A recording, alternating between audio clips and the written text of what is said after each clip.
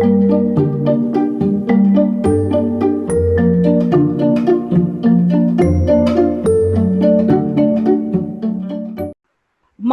Sai Kiran has asked, was the assay done with both PNA1 and PNA2 to species where applicable to see any complementary effect? I think the question is about the bacterial growth assay. Is that right? And I think someone else has a similar question. So was this specific to bacterial strains or is it working with most pathogenic strains? So I'll basically answer this. So we've done this with various different bacterial strains. So the assay that I showed was with a strain called AS19. And this is a strain that is what people typically use in these kinds of studies where they use peptide nucleic acids and such. And this is because this strain has a mutation in the lipopolysaccharide layer that allows for easy entry of these agents into the bacterial cell. However, if you don't use AS19, we've also done it with other normal bacterial strains like BL21 and DH5 alpha and so forth, and we see the same effects.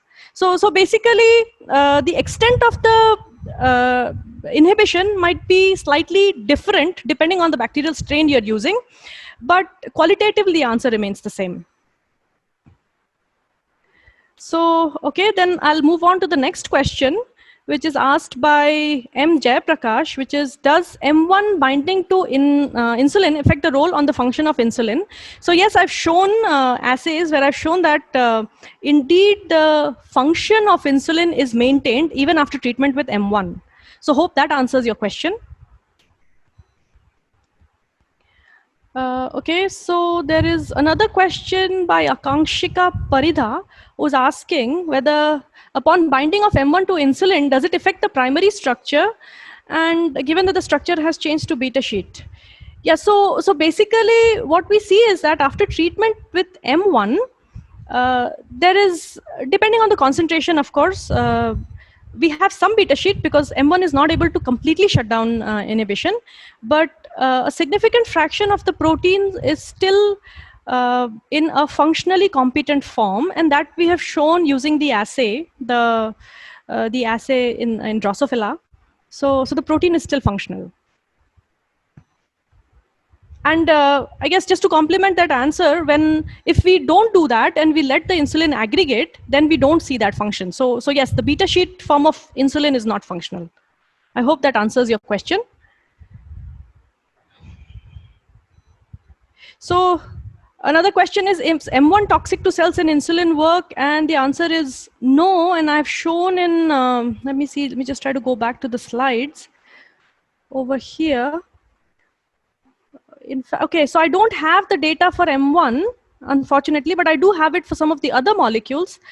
And you can see that the molecules themselves are not toxic. Okay, and we find the same result for M1. Unfortunately, I don't have it on my slide over here today. Okay, so there's another question by Indranil Bhattacharya, who's asking that in the case of the SRP system, which was the first part of the talk, can we use the protein and not the RNA so that more selectivity can be achieved? And I think it's a valid question. So basically the question is, can we direct the inhibitor against the protein rather than the RNA? And in principle, it is fine. It should make no difference. But we decided to go with the RNA first because we knew how to make sequence-specific molecules that could bind RNA. In the case of protein, the diversity is more. We have 20 amino acids as opposed to the 4 RNA DNA bases. So the complexity is less. But in principle, it is possible, and there are lots of people who are working on making inhibitors of proteins, and so it can certainly be done. But it's a slightly harder problem, and I think that is something that we want to address in the second step. So first, we just wanted to show proof of principle, whether the idea actually works. And now that we know that the idea works, we would like to take this further. So another question is insulin aggregation a temporary or permanent phenomena? It is a permanent phenomena. Once the insulin is aggregated, or actually protein aggregation is a permanent phenomena. Once a protein has aggregated, it's very, very hard, if not impossible, to bring it back. So once it is aggregated, it's not functional, it's wasted. So another question is from Navendu Pathak, who's asking why M1 shows more activity towards insulin. is there any structural combination or something else? So what we suspect is that, yes, there is a specific interaction between M1 and insulin, and this is the result of that. And we're still kind of trying to understand the details. And yeah, we don't know for sure yet, but hopefully, we can have more molecular information. And like I mentioned, we are trying to do 2D NMR studies as well to find out what actually is the molecular nature of these interactions. But I don't have the answer to that right now. So, okay, another question is from Dr. Srinivas, who's asking at what pH were the studies with PAT1 carried out? So usually so for the thioflavin T assay, which is this assay over here, typically it is carried out at pH 1.6. And that's because basically that is just kind of more like a practical solution. So insulin aggregation is faster at acidic pH. And you can see the time scale is somewhere about 12 to 15 hours. However, we can do the same thing at a higher pH, and the result qualitatively remains the same. So at pH 7 or 7.4, which is the physiological pH, we see similar effects. So in these assays were done with pH 1.6, and pretty much every other assay, the cell viability assay and others were done at pH 7. So Srinivas, does that answer your question? Would you like more clarification?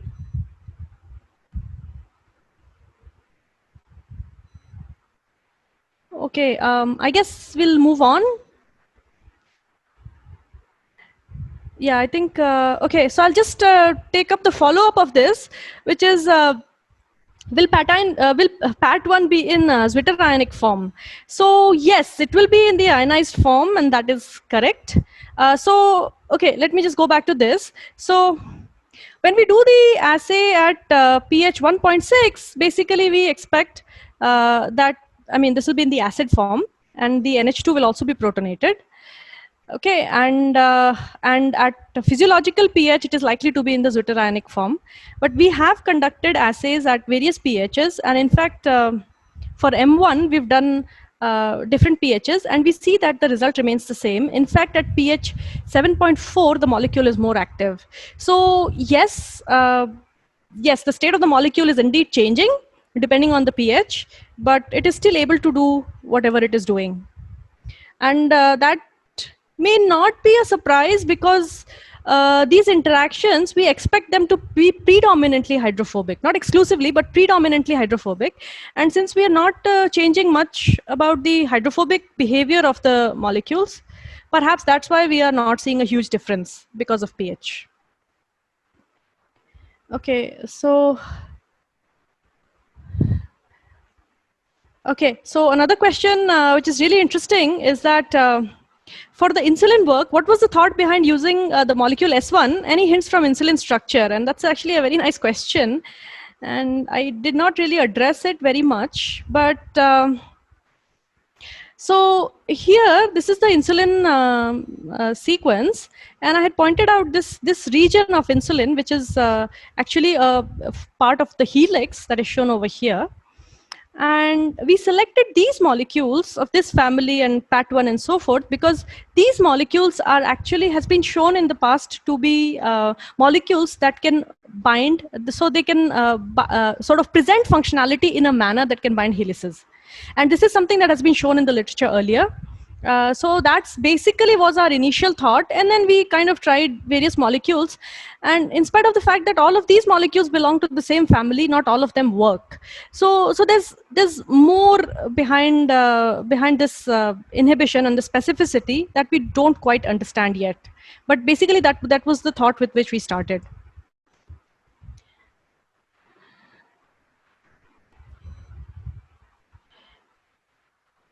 So another question is that in the cell proliferation assay, why no cells were seen in the presence of insulin aggregate? Even if insulin aggregates, there are other growth factors which can help in proliferation. And that's absolutely correct. And in fact, that is probably just because of the way the screen was, or how the contrast showed up in the screen. So in fact, in the presence of insulin aggregates, also the cells are there. They are dividing. And maybe it will become clear if I show you the quantification of that data. So here, So cells are there even in the presence of insulin aggregates. It's not that they are not there, but it was just probably because of the contrast that you were not able to see it. So we have quantified all of this and these results are here. So I hope that answers your question. Then there's a question by Rabindra Behera who says that, do you see initial increase in fluorescence intensity upon M1 binding as observed in CD? Okay. I'm not sure I understand that question. Do you see initial increase in fluorescence intensity upon M1 binding as observed in CD? Rabindra, if you're around, can you please explain, because I'm not quite able to understand your question. Is it the fluorescence intensity in the THT assay? Okay, while we are waiting for Rabindra, maybe I'll move on to the next one. So anonymous attendee has asked the question, can you explain the use of vehicle other than control? So yeah, so vehicle was just where we added, so basically what happens is untreated was just the cells by themselves.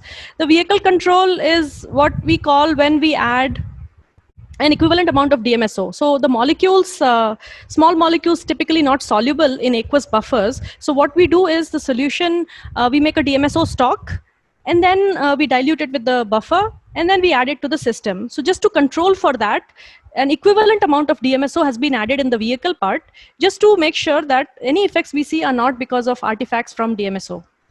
So I hope that explains your question, or that answers your question. Okay, so there's another question by Sri Devi who's asking that in the first part of the talk, do you think PNA strategy would help in curbing mycobacterium? And it's actually a fantastic question. And we are thinking on the same lines. And let me see if I have the mycobacterium sequence over here. Yeah, so you can see that we've put the mycobacterium sequence over here. And in general, this strategy will be applicable to basically any bacteria. Which has a functional SRP, or where the SRP function is important. However, in the case of mycobacterium, something like PNA1 will not be applicable because we don't have the complementary sequence here. But then the prospect remains that if we want to make specific inhibitors for mycobacterium, then we can go for the specific mycobacterium RNA sequence. So that should still work. So Ankan Nath has asked, can you please elaborate on the NMR techniques used and the specific properties that are being probed? Okay, so here we are not really used any particular NMR technique. This is simply just a 1D proton NMR of the protein by itself and then the protein molecule complex. And essentially we are looking for, peaks or in this case, we are really just comparing insulin and the insulin with molecule, and we see that the profiles, so this is the protein profile, and it remains pretty much the same, which means that the protein has denatured, hasn't denatured or something. And currently we are working on 2D NMR techniques where we are looking for specific interactions. We have to first basically assign the 2D NMR spectrum of insulin, which has actually already been done by other people. So we're going to take that result, and then we are going to see when we apply the molecule, which of those peaks change, because then that will tell us that those are the specific residues of insulin that are being affected by the protein, by the molecule. And so that will give us some idea about the binding site of the molecule on the protein. So basically those are the things that we're working on. So there's another question by Sabyasachi Mandal, which is in the SRP, where DNA bases, anchored bases are attached. Are they not dissociation by enzymes in the body? Not really sure I understand the question. Maybe you can try to clarify the question a little bit, and then I can address it. Okay, so there is another question by Rabindra Behra, which is what is the effect of PNA2? You discussed only about PNA1. However, both PNA1 and PNA2 are possibly forming the complex. That is correct. So basically, the thing is that, I mean, this is more of a sort of a practical limitation for us. We did not do the assay with PNA2, the bacterial growth assay with PNA2, because so like I mentioned earlier, we are buying the conjugates from a company, and these are very, very expensive. So between PNA2 and PNA1, since PNA1 was the better one, we decided to go for the CPP conjugate, or the cell penetrating peptide conjugate of PNA1, because without it, they don't enter the cells and we don't get the result. So it's just more like a practical limitation, and it's yeah, I mean, we should try with PNA2 as well and see. And I'm expecting that the same kind of result will be there, although the effectivity or the efficacy of PNA2 might be less. That would be my guess. But we have not actually performed the assay with PNA2 because of the practical limitation of cost. So yeah, what percentage of people are really affected by insulin aggregation, and what are the side effects of this aggregation? So yes, aggregation is a problem, and so I guess one thing that I want to say here is that in the body, at least under normal physiological conditions, insulin is not known to aggregate. Okay, so this only happens in conditions where, for example, you have industrial production of insulin, where they are making insulin and then packaging it in vials and whatever for people to take it. So that's where the aggregation happens.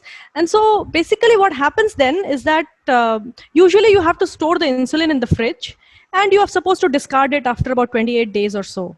So basically this compromises the lifetime of the insulin. And what may also happen is that the dose of insulin that is delivered to the patient, that dose is variable. Okay, as a result, the glucose metabolism, that the patient will experience variable results.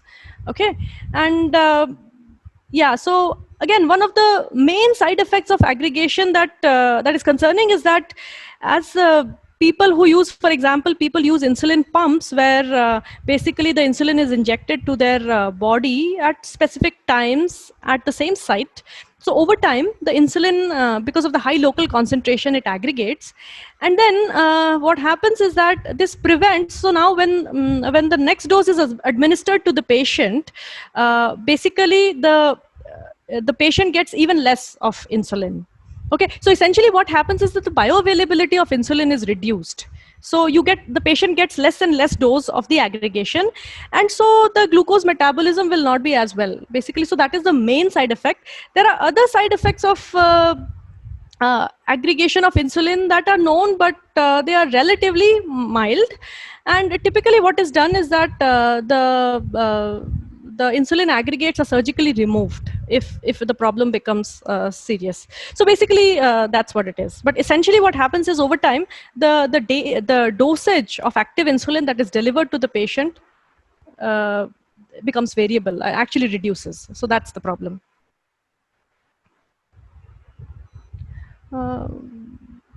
So there's another question by Shubhan, which says, what is the model for studying insulin fibrillation? I'm not sure I understand the question. So our initial experiments were done in vitro, and then the later experiment where we were showing insulin functionality was done in Drosophila wing disc culture. Okay, so that's basically what we're using. So there's another question by Hariharan Murthy, which is what factors affect insulin aggregation? So typically it's acidic pH, high temperature, agitation. So these are the things that affect insulin aggregation, and usually it happens more outside than in the physiological condition. And like I said, under normal physiological conditions in the body, I don't think there are any reports that normally insulin aggregates. It's only under conditions of diabetes where people are taking external insulin injections. That's where insulin aggregation is seen. So it usually happens outside more commonly. So there's another question by Jivaji, which is asking, considering the SRP inhibitor, can an assay be thought of to probe which pathway is opted by a particular signal peptide? Can an assay be thought of? Can an assay be thought of to probe which pathway is opted by a particular signal peptide?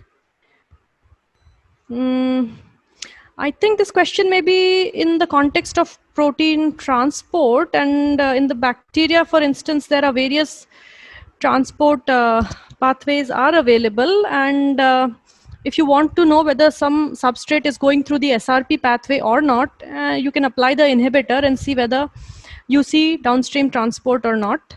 So perhaps it can be used to study that. And in fact, in our experiments, we are trying to show that we're going to take specific substrate of SRP and show that if we use the inhibitor, then the transport of those substrates will be compromised. So those assays are currently in development. And hopefully, I mean, unfortunately, because of the COVID lockdown, the labs are locked, but hopefully we'll have results on that soon.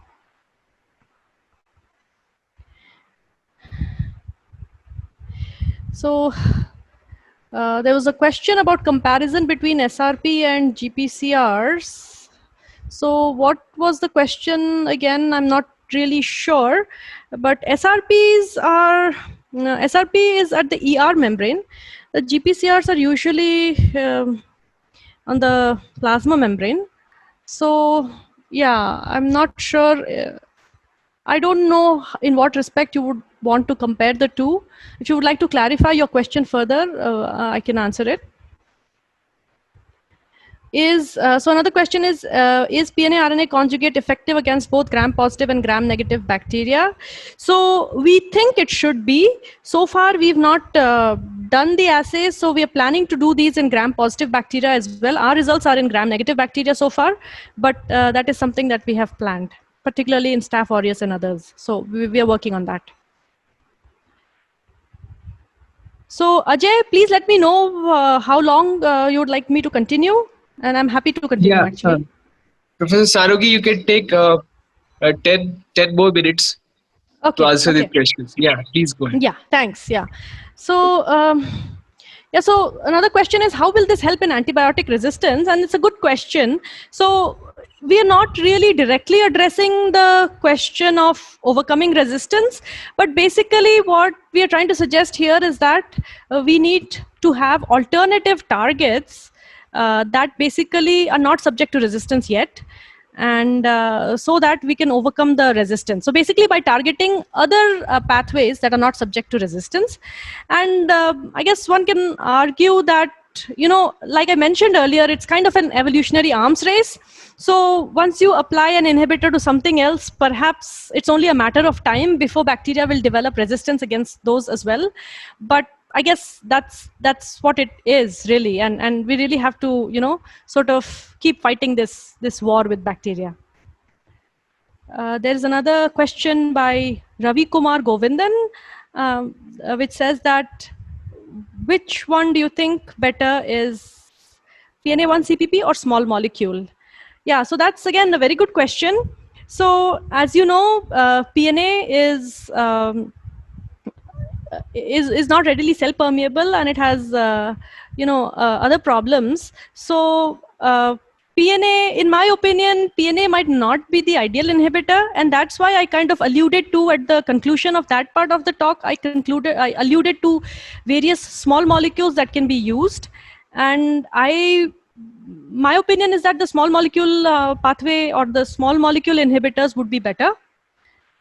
And I guess that's what we're working on at the moment, because they can be more specific. Yeah, and then these other issues that PNA1 has, for example, penetration, etc., they can be addressed better in the small molecule.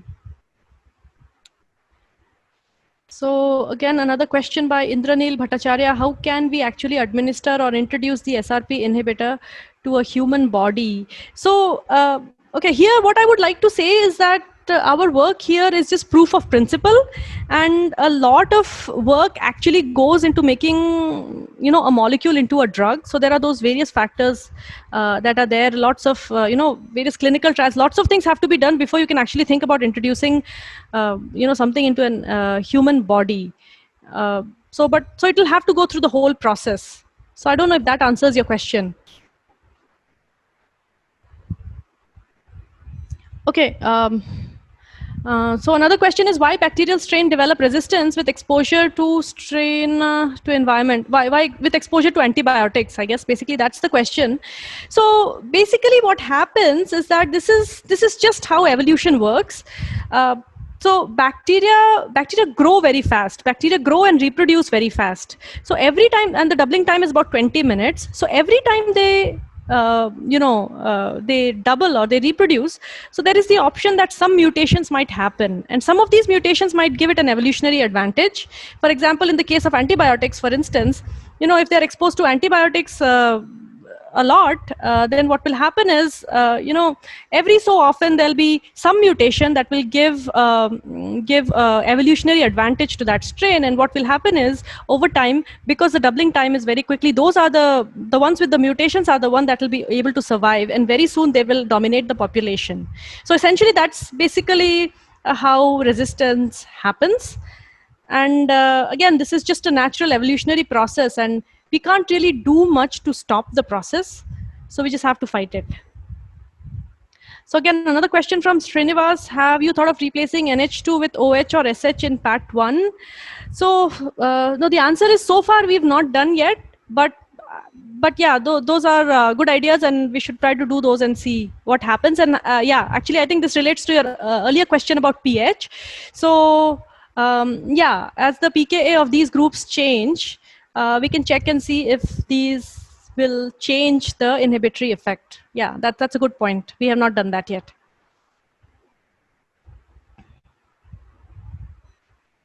So, okay, another question from Jay Prakash is that, does PNA1 binding assay to RNA show specificity with sequence? Yes. So we have performed these RNA mutational studies, and we have done, we have made RNAs with single and double mutants and subjected them to the same gel shift assay that I showed you. And in fact, the binding does change. So, so when we have RNA with one mutation, with one mismatch, with PNA1, then the binding is weaker. And then when we have RNA with two mismatches, the binding is almost non-existent. And these results are available in the supplementary information for the paper that I mentioned. So if you're interested, please go ahead and take a look. So another question is, does these molecules inhibit A-beta aggregation inside the cells, inside brain cells? So, well, we've not probed A-beta aggregation, and this is certainly something that we want to do. So I don't have the answer to that question yet. We've not done that. My guess would be that this specific molecule, for example, M1, might not inhibit A-beta. I mean, because some of the assays we've done with alpha-synuclein suggest that M1 does not inhibit alpha-synuclein. So maybe there is some specificity for insulin, but really the only way to answer it is to do the experiments and find out. And we've not done that yet, but we would certainly like to do that. So what type of cells were used for the insulin study? I think it was HEC cells over here. Ma'am, you've used compounds like M1 in insulin fibrillation. Can you explain what type of chemical transformation happens in the molecular level? So again, like I said, the best answer we have is the docking study, which kind of suggests that the key residues that are involved in the interaction are some of these that are labeled over here, and the FFY motif that I had shown you is over here. So that's over here, which was the hydrophobic part. That's also actually the receptor binding site. So that's here. And some of the residues that I had shown in the black oval that falls on the helix, so leucine 11, tyrosine 19, some of these are here. So perhaps the main residues that are involved in binding are some of these residues. But again, this is just a molecular docking study, and we would have to do a much more detailed molecular analysis to kind of explain where the molecules are binding. So we don't have that information yet.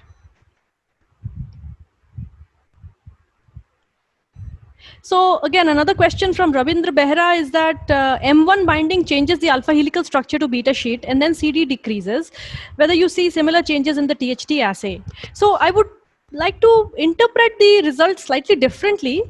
So M1 binding doesn't really change the alpha helical structure to beta sheet. That is something that normally happens in insulin. And what we are doing by application of M1, we are trying to stop that process, or at least reduce that process to a significant extent.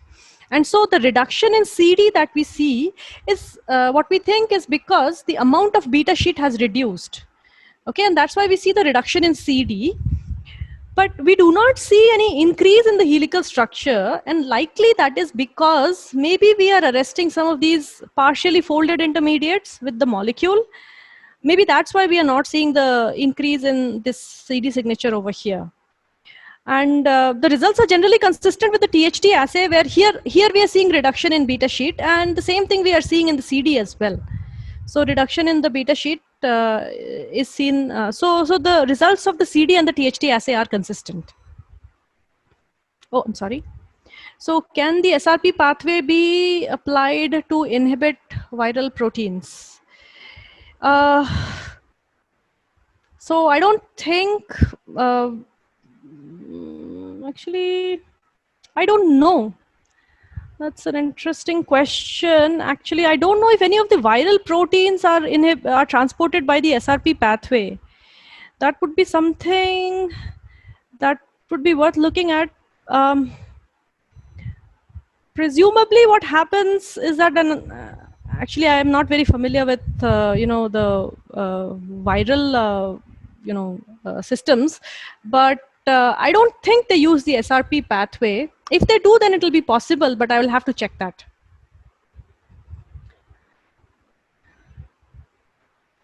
So PNS CPP kills tenfold killing of bacteria. Is this conjugate harmful to the host cells? So I guess the way to answer the question would be what we are. I think your question is about the eukaryotic cells, and we do not have a clear answer to that yet. And I briefly mentioned that we are doing this work in collaboration with one of my colleagues in biology, where we are trying to see, Dr. Himanshu Kumar, where we are trying to see that whether the PNA conjugates are killing the eukaryotic cells or not. And our very preliminary indication is that they are not. And that would also be consistent with the design aspect that I showed you in the beginning. But we still have to await the final experimental result to conclude that for sure.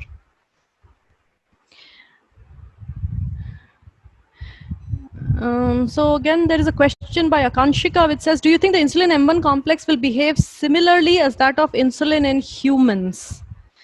So the insulin that we are using is indeed recombinant human insulin. So it should work the same way, but the incorporation of M1 will significantly affect the mechanism. Have you planned any in vivo experiments? So as of now, we don't have any in vivo experiments, but we would certainly like to take it to mouse models and then see how M1 insulin complex behaves in mouse models. And that will give us perhaps some idea about what it might do in humans. But that those experiments are still planned, and we don't really have the result yet.